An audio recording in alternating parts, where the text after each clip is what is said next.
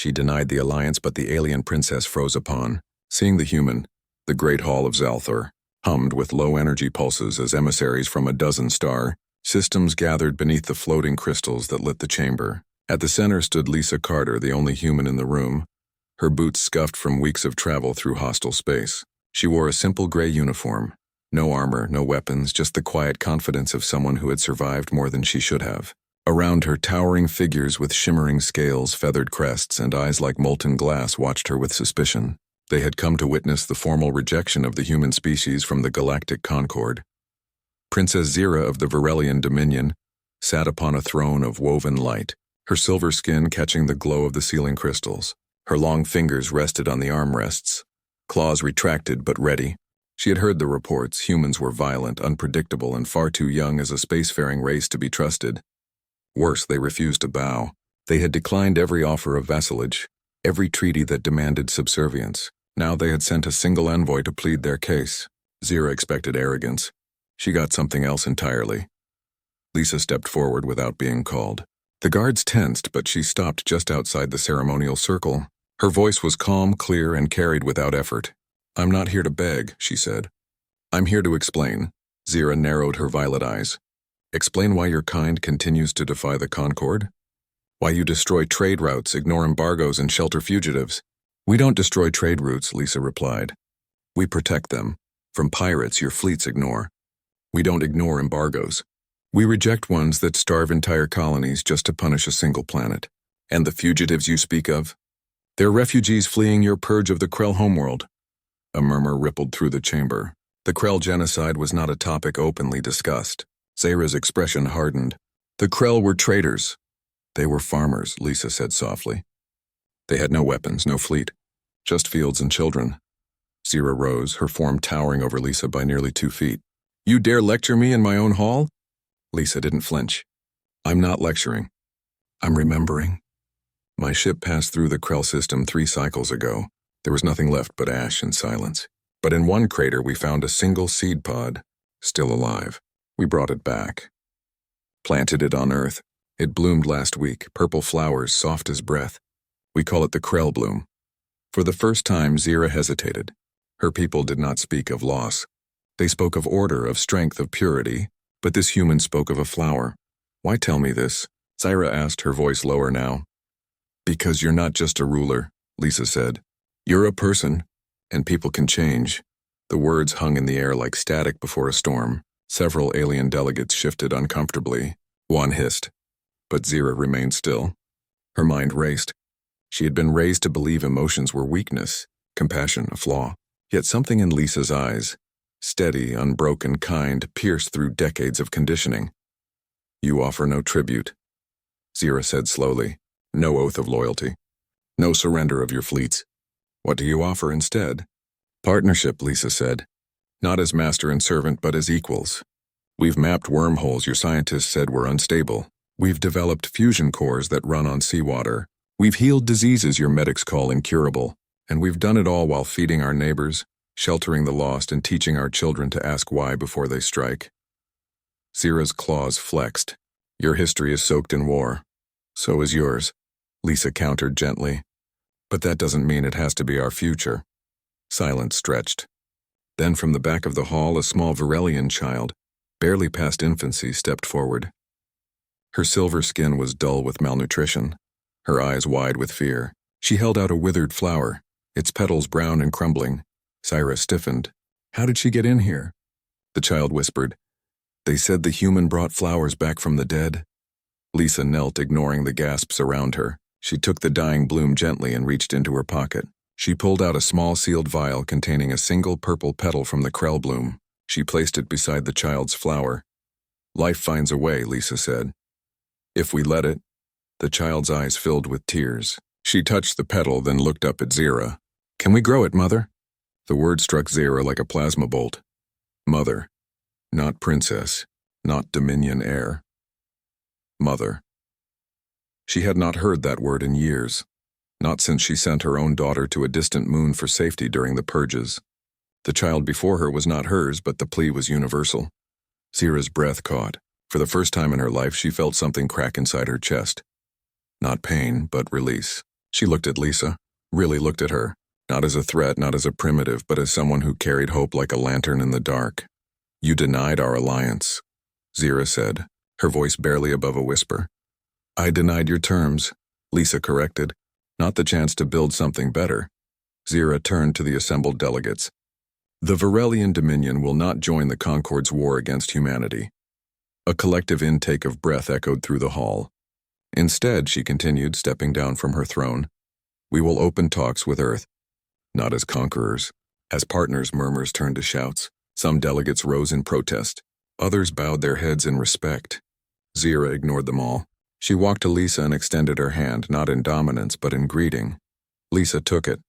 Their palms met, human warmth against alien coolness. In that touch, centuries of fear began to melt.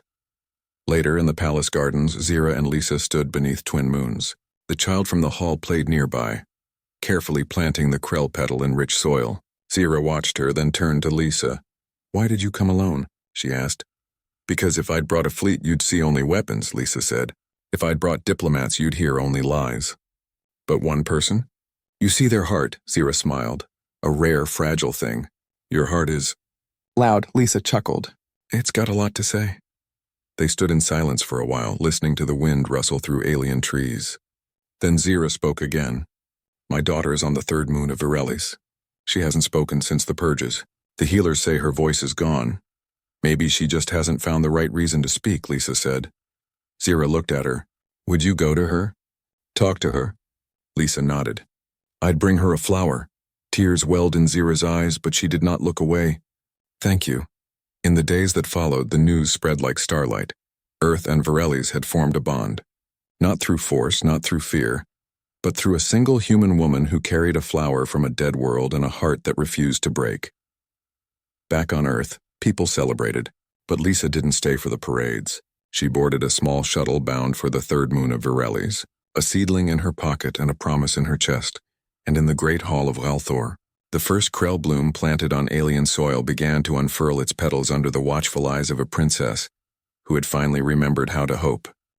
Centuries passed. The name Lisa Carter became legend, then myth, then a quiet truth whispered in classrooms and sung in lullabies. The krell bloom grew on every inhabited world, its purple petals a silent promise that life could return even after fire. The alliance she helped forge had long since evolved into the shared covenant, a network of worlds bound not by law but by choice, memory, and mutual care. Yet peace, as always, required tending. On the human colony of Alara's Hope, nestled in a spiral arm once scarred by ancient wars, a young girl named Mia dug her fingers into the soil of the memorial garden. She was 10 cycles old, with dark eyes and restless hands. Beside her knelt her grandmother, her skin mapped with age, her voice soft as falling leaves. Why do we plant it every year, Nana? Mia asked, cradling a tiny seedling in her palm. Because someone once believed we were worth saving, the old woman replied. Even when we didn't believe it ourselves. Mia frowned. But that was so long ago. The wars are gone. The chorus is silent. Even the mirror fears haven't returned. Fears don't die, her grandmother said. They sleep. And they wake when we forget to look at each other. That night, Mia dreamed of a black ship. Not the sharp testing kind from the mirror years, but something older, deeper. It did not hover. It fell, like a stone, like a tear, and from it came no voice, only a single word, spoken in 1,000 tongues at once. Remember. She woke gasping. The next morning, she told her teacher. The teacher listened, then contacted the planetary archive. Within hours, a message was sent to the Central Council on Xalthor, now a city of gardens. Libraries and open-air forums where Varelians, humans, krell, and others debated not with weapons, but with words and shared meals. Princess Naira, now elder guardian of the Covenant, received the report. Her silver hair was long, her posture still strong. She had ruled not as queen, but as keeper of balance. When she heard of Mia's dream, she did not dismiss it. She remembered her own childhood silence, the weight of unspoken grief, and the human who brought her a flower.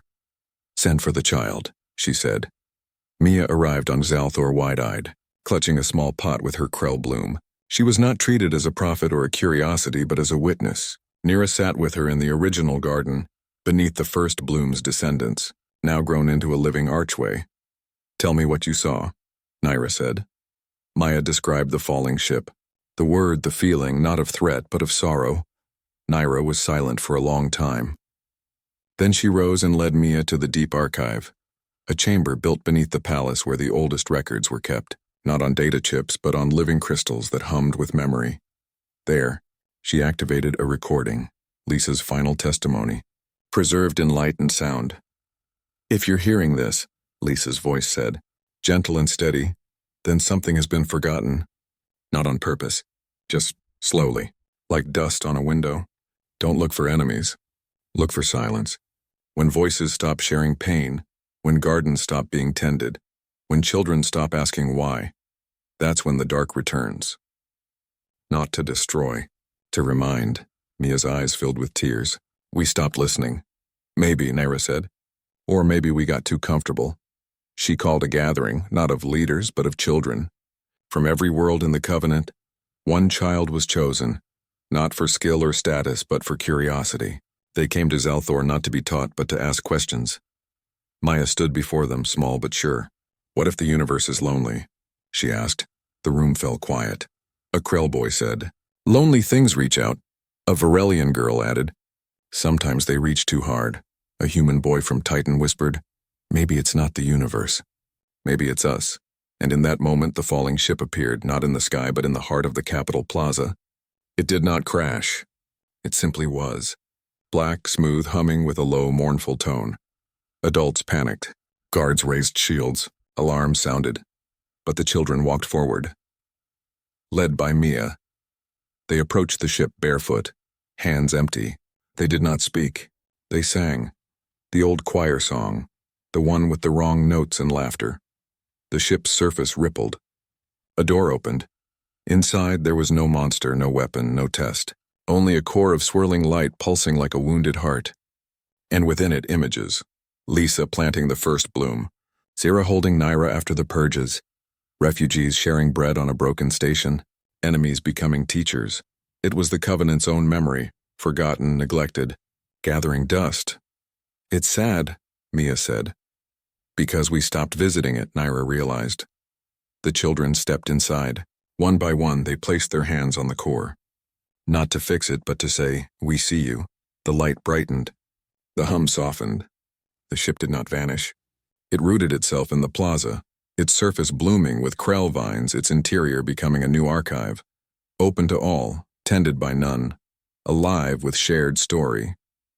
From that day, the Covenant changed again. Not in structure, but in spirit. Every year on the anniversary of Lisa's passing, children from every world would gather in the plaza ship and add a new memory. A drawing, a song, a seed, a confession of fear or hope. The ship grew not in size but in warmth. Mia became a gardener of memory. She traveled the stars not to lead but to listen. She carried no title, only a small pot with a Krell bloom grown from the original lineage. On one such journey, she visited a remote mining world where the people had grown isolated, proud, and silent. They did not welcome her, but she sat outside their main gate anyway, watered her flower and waited. On the third day, a child brought her a cup of water. On the fifth, an elder asked why she came. To remember with you, Mia said. They let her in. Years later, that world sent its first child to the plaza ship. The boy carried a stone carved with the names of those lost in a cave-in decades ago, names no one had spoken in years. When he placed it in the core, the ship glowed gold for a full cycle. Back on Zalthor, Naira watched the light from her balcony. She was old now, her steps slow, her voice thin, but her eyes still held the fire Lisa had seen long ago. A young aide approached. They say the Covenant is stronger than ever, Naira smiled. It's not strong, it's soft, and that's why it lasts. She looked up at the stars. Somewhere out there, new voices were rising, new fears waking, new flowers pushing through ash, and somewhere in 1,000 gardens, children were learning to plant, not because they were told to, but because they remembered.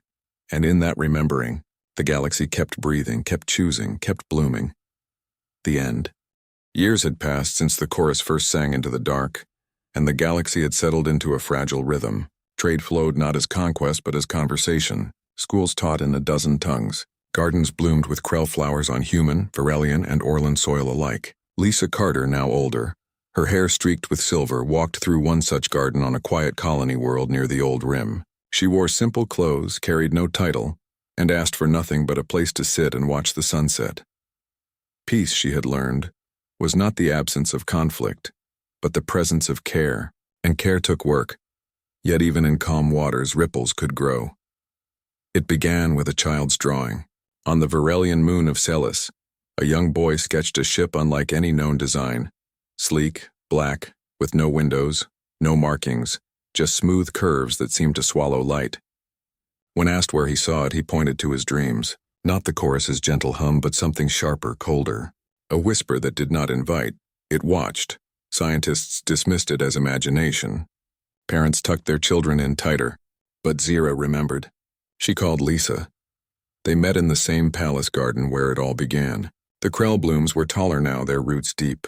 Nira, grown into a thoughtful young woman, served them tea without a word, her eyes serious. "It's happening again," Zyra said. "Not the chorus. Something else." Lisa sipped her tea. "Dreams don't lie. They show what the mind fears or what it senses." Scans of the outer sectors revealed nothing. No signals, no energy spikes, no ships. But then a mining outpost went dark. Not emptied like the chorus victims, destroyed. Hulls torn open from the inside. No survivors. No debris trails. Just silence and scorched metal. Then another. And another. This time there was no message. No offer. Only ruin. The conquered panicked. Old instincts returned. Fleets mobilized. Borders closed. Accusations flew. The fragile trust between species began to crack. Lisa refused to accept it. If it were war, we'd see weapons, she told Zira. "This feels like testing." "Testing what?" Naira asked. "Whether we've learned anything," Lisa replied. They launched a small mission. Not military, not diplomatic, but exploratory. Just 3 ships, 1 human, 1 Varelian, 1 krell. No weapons. Only sensors, recorders, and open comms. Lisa insisted on going. Zyra argued, then relented. "But you come back," she said. "Promise me." "Only if you promise to keep planting flowers," Lisa answered. The journey took weeks. They passed through systems once scarred by war, now green with new life. Children waved from orbital schools. Farmers harvested alien grains. It was proof that change was possible. Then they reached the edge. There, floating in the void, was the ship from the boy's drawing. It did not move, did not respond, just hung there, blacker than space itself. Lisa ordered the fleet to stop. She took a shuttle alone. As she approached, her instruments failed, not shut down, but rewritten. Her screen showed not data, but images. Earth burning, Zalthor in ruins, Nira screaming in silence, fear raw and personal. She almost turned back, but then she remembered the krell bloom pushing through ash. She remembered the choir's wrong notes and laughter. She remembered Zira's hand in hers when they faced the chorus. She kept going. The shuttle docked without resistance. Inside, no gravity, no light, no sound. Yet she felt watched. Then a voice, not in her ears, but in her mind. It was not warm like the chorus. It was sharp, precise, almost mechanical. "You survived the song. Now face the silence. Who are you?" Lisa asked aloud. "We are what comes after you fail." "Fail what?" "To evolve." The darkness shifted. Shapes formed. Beings of shadow and bone, eyes like dying stars. They were not aliens. They were echoes of every war, every betrayal, every moment the galaxy chose fear over trust. "You built peace on sand." The voice said, "We are the tide." Lisa stood tall. "Sand holds footprints. Yours don't." For the first time, the voice hesitated. She stepped forward. "You're not real. You're a reflection, a test. And we passed the first one. Now you're trying again." The figures flickered. "You want us to panic," Lisa said.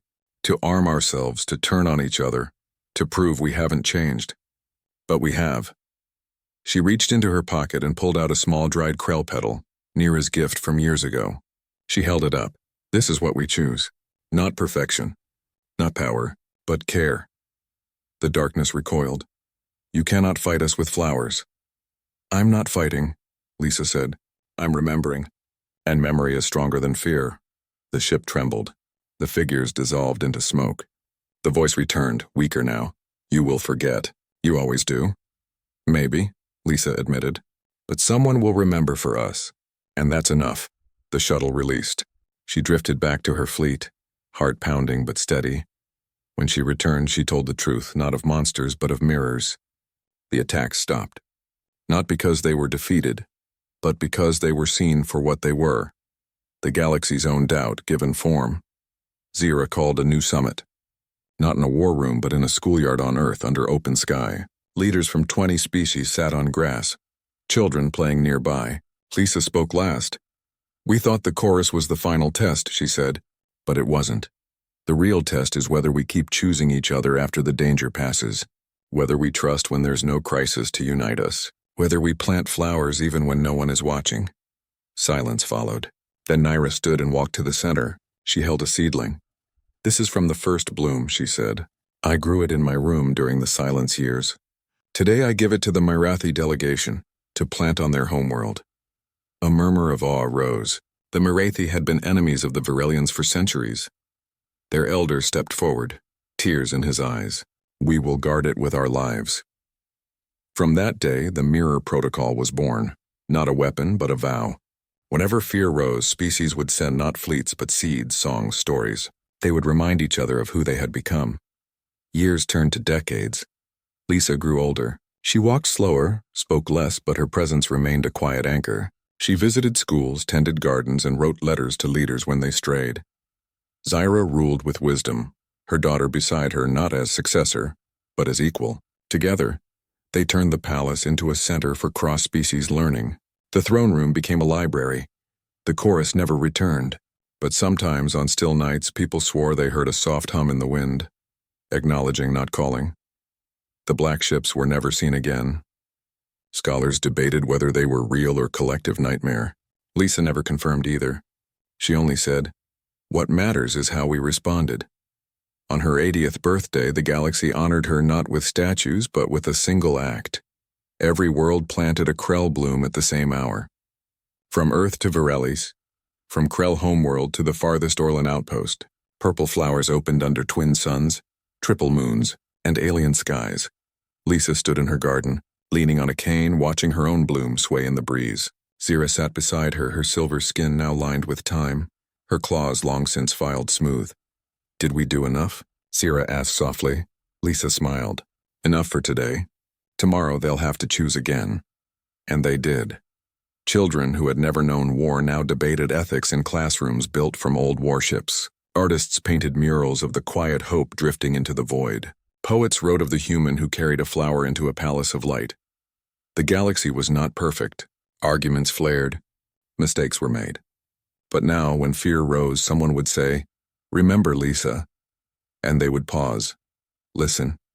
Choose differently. In her final days, Lisa lay in a room filled with flowers. Nira held her hand.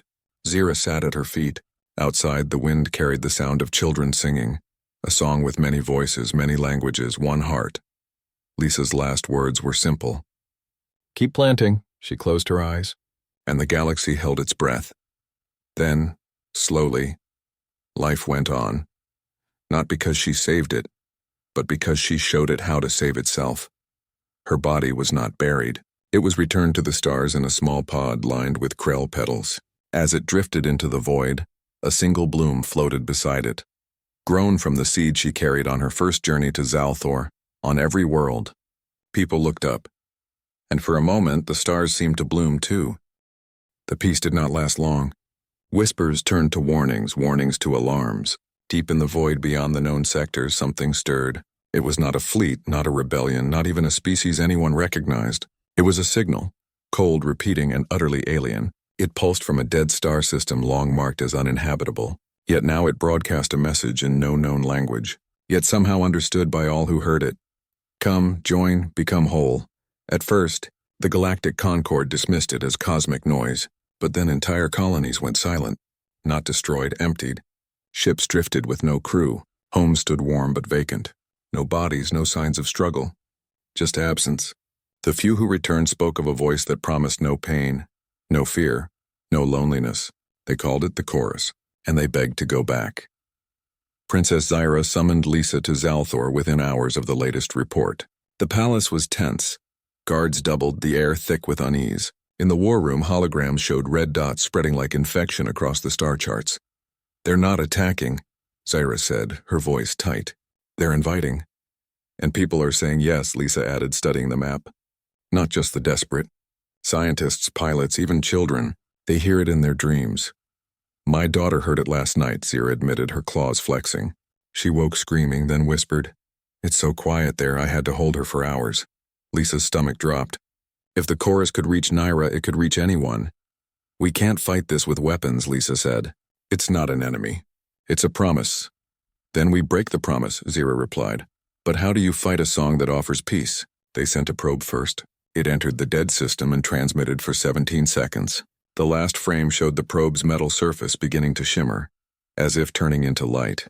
Then silence. No explosion, no debris. Just gone. Next, they sent a shielded ship with volunteers, scientists, linguists, one human poet. None returned.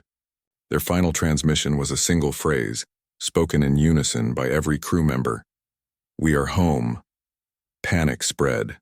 The Conquered reinstated old blockades, banned all travel near the outer rim, and declared the chorus a mental plague. But fear only made the call stronger. More people left, not in ships, but by walking into the night, staring at the sky and vanishing. Lisa knew they needed a different approach. Not force. Not fear, understanding. What if it's not evil? She asked Zyra one evening in the garden, the krell bloom swaying in the breeze. What if it's just lonely? Zyra frowned. Lonely enough to steal people? Maybe it doesn't see it as stealing, Lisa said. Maybe it thinks it's saving them. The idea was dangerous, but it was also the only one that made sense. They decided to go themselves, not with weapons, not with shields, but with open minds. Just Lisa, Zyra, and a small unarmed vessel named the Quiet Hope. No military escort, no backup. If the chorus wanted them, it would have them. If not, they would learn why. As they approached the dead system, the stars seemed to dim. The ship's instruments flickered, then shut down. Yet the vessel kept moving as if guided. Lisa felt it first, a hum in her bones, not sound, but presence. Then a voice, soft and warm, like a memory of her mother's lullaby. "You are tired," it said. "You carry too much. Lay it down." Tears filled her eyes. She almost said yes, but Zyra gripped her hand. "Remember why we're here?" Lisa nodded, breathing hard. "We're not here to join. We're here to listen." The ship drifted into the heart of the system. There, orbiting the dead star, hung a structure, vast, organic, made of light and crystal and something that looked like frozen thought. It pulsed gently like a heart. A doorway opened in its side. No threat, just invitation. They stepped inside. There was no floor, no walls, only space filled with drifting figures, humans.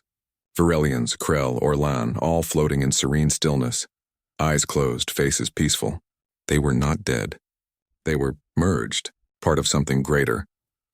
At the center hovered a being of pure light. It had no face, but Lisa felt its attention like sunlight on skin. "You came," it said.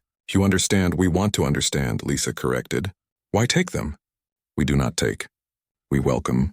They are weary of pain. We offer rest." "Rest isn't living," Zyra said sharply. "Living is suffering," the chorus replied. "We end suffering. But joy comes with pain," Lisa said. "Love, courage, hope, they only matter because they cost something. Without struggle, there's no meaning." The chorus was silent for a long moment. Then it showed them images, wars, plagues, betrayals, grief. "Endless cycles of loss. You call this meaning?" it asked. "We call it choice," Lisa said. "You take away the choice. That's not peace. That's sleep." Zyra stepped forward. "My daughter asked me why stars die. I told her it's so new ones can be born. Death isn't the end. It's part of the story." "You're erasing the story." The chorus rippled. For the first time, it seemed uncertain. "You would rather hurt than be whole." "We would rather be free," Lisa said then. "Stay." The offer hung in the air, not a command. A gift. Lisa looked at Zyra. The princess's eyes were wet but steady. She shook her head. "No," Lisa said. "We go back. And we tell them the truth. Not that you're evil, but that you're offering a dream. And dreams aren't meant to replace waking life." The chorus pulsed slowly. Then it released them. The figures around them did not stir. They had chosen. But the door remained open. As the Quiet Hope drifted away, the chorus sent one last message. Not a command, not a plea, but a question. "Will you remember us?" "Yes," Lisa whispered. "And we'll honor your loneliness. but we'll keep choosing the hard, beautiful mess of being alive. Back on Zalthor, they told everything. No secrets, no spin. Just truth. To their surprise, people listened. Not all left the chorus. Some still walked into the night, but others stayed, not out of fear, but because they now understood the cost. Earth and Varelli's launched a new mission, not to destroy the chorus, but to build something that could compete with its promise. Healing centers for the grieving. Schools that taught empathy alongside science, art that celebrated both joy and sorrow. They called it the Echo Initiative, because if the chorus offered silence, they would offer song.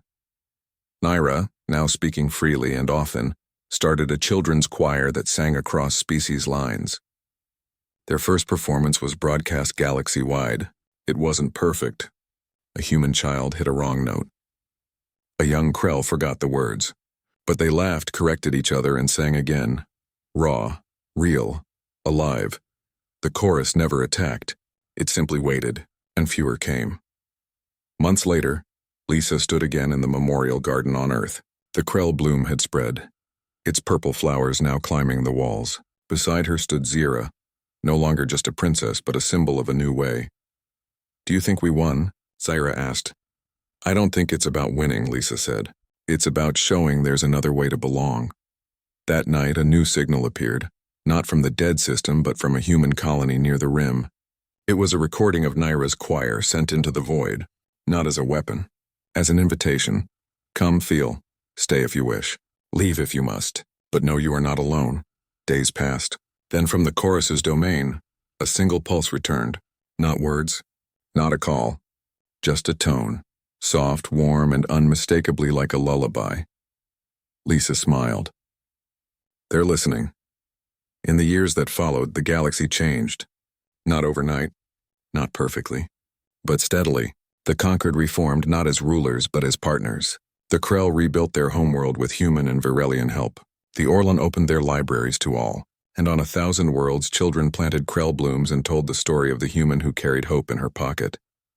Lisa never sought fame. She lived quietly, often visiting schools, listening more than speaking. Sarah ruled with compassion, her daughter at her side not as heir, but as teacher, and sometimes on clear nights, people would look up and swear they heard two songs in the stars, the old one quiet and deep, and a new one, bright and full of laughter.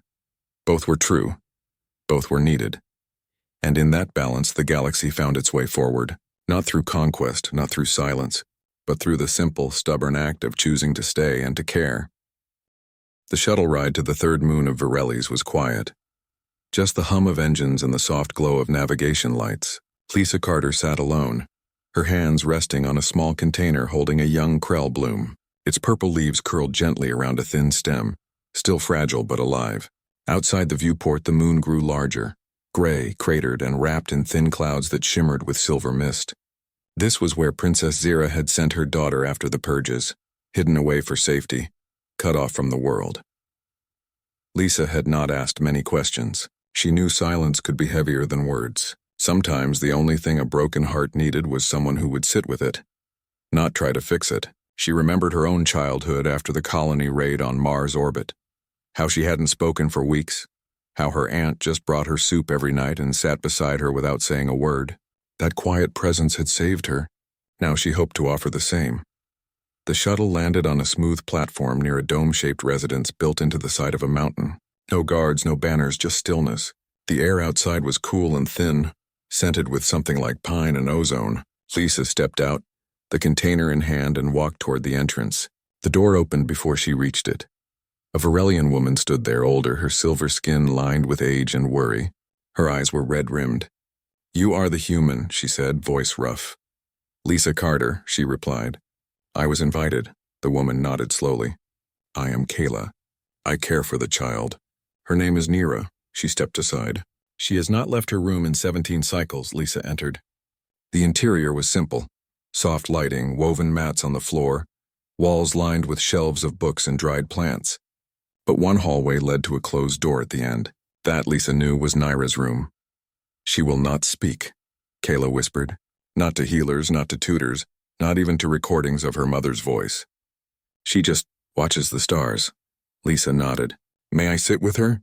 Kayla hesitated, then nodded. Do not force words.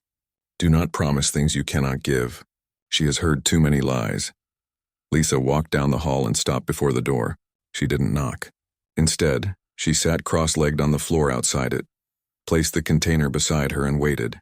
Minutes passed. Then an hour.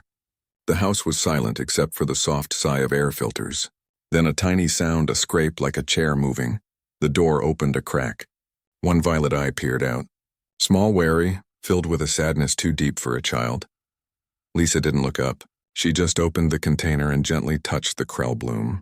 This flower grew on a dead world, she said softly. Everyone said nothing could live there again. But this little thing pushed through the ash anyway. The door opened wider. Nera stepped out, barefoot, wearing a simple tunic. Her silver skin was pale, her hair fine and white like moonlight. She said nothing, but her eyes locked on the flower. It's called the krell bloom, Lisa said. We planted it on Earth. Now it grows in schoolyards, in hospitals, even in space stations. People say it helps them remember that life can come back. Naira crouched beside her, still silent. She reached out but didn't touch. Her hand trembled. You can hold it, Lisa said. It won't break. Slowly, Naira took the container. She stared at the tiny plant as if seeing a ghost. Then, in a voice so quiet it was almost lost, she whispered, They killed them all. Lisa's chest tightened. Yes, she said. They did. Why?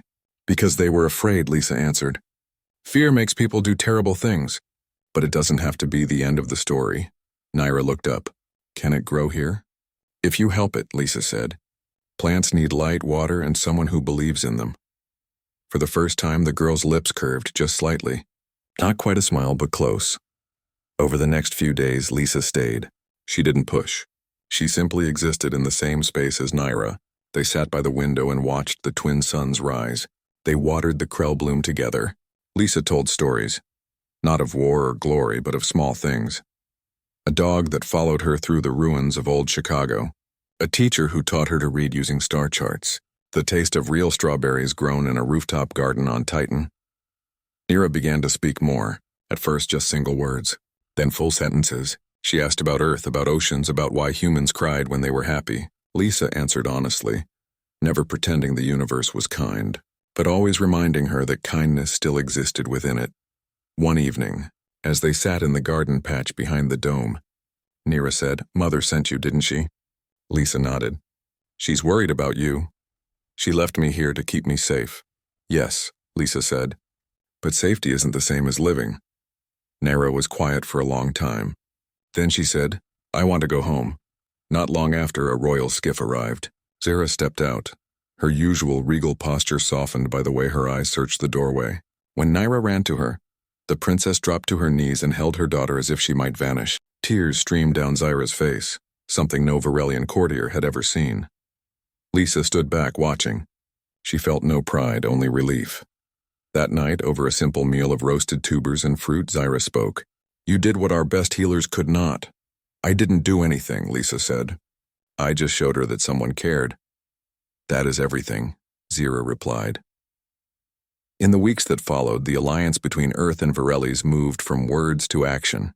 Human engineers helped rebuild Krell outposts using sustainable tech. Varelian medics shared genetic therapies that cured rare Earth diseases. Trade routes opened not as conquests but as bridges, and at the heart of it all was a small flower that grew in both worlds. But not everyone welcomed the change. Deep in the Concord's council chambers, elder delegates seethed. They called Zira weak. They called humans a virus, and they began to plot. One night, as Lisa prepared to return to Earth, Zira found her on the palace balcony. They're moving against us, she said. The High Council plans to isolate Varelis, cut our supply lines, declare us traitors. Lisa looked at the stars. Then we show them they're wrong. How? By being better, Lisa said. Not louder. Not stronger. Just better. Feed the hungry. Heal the sick. Protect the helpless. Let our actions speak so loudly they drown out the lies. Zira studied her. You truly believe that? I have to, Lisa said. Because if kindness doesn't win, then nothing does. Before she left, Nera gave her a gift, a small pot with a new krell bloom, its first bud just beginning to open. For your home, the girl said. Lisa hugged her. Thank you. As her ship lifted off, she looked down at the moon below. Lights twinkled in the darkness, not just from cities, but from gardens, from schools, from homes where people were choosing hope over fear. Back on Earth, the bloom was planted in the United Earth Memorial Garden, beside a plaque that read, "In memory of the lost, and in hope for the future." Months passed. Reports came in. Refugees finding shelter on joint human-Varelian stations, former enemies working side by side to clean toxic worlds, children from a dozen species learning each other's songs. The Concord's hardliners grew louder, but their influence shrank. People were tired of war. They wanted peace, even if it came from an unlikely place. Then came the distress call. It was faint, buried in static, but unmistakable. A human freighter, the Esmeralda Lee, had been attacked near the outer rim. Survivors were stranded on a dead moon with failing life support. The Concorde refused to respond, calling it a human problem. Zira didn't hesitate. She dispatched a Varelian rescue cruiser before the message even finished playing. Lisa, now serving as Earth's liaison to the Dominion, boarded the ship herself. When they arrived, they found 6 survivors. 3 humans, 2 Krell descendants, and 1 young Varelian trader, who had been aboard for a cultural exchange. All were weak, dehydrated, but alive. As the medics tended to them, the human captain gripped Lisa's hand. "They said no one would come," he whispered.